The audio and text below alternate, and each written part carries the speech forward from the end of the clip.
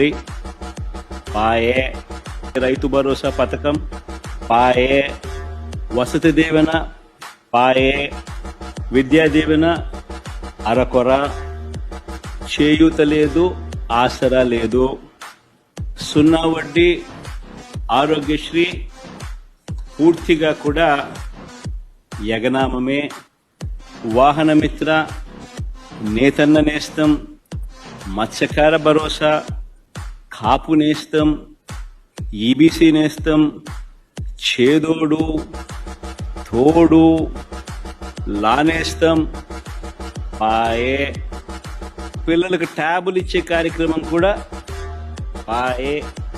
మరి నేను అడుగుతా ఉన్నా, 1,45,000 కోట్ల రూపాయల అప్పులు చేసినవి చేయబోతున్నవి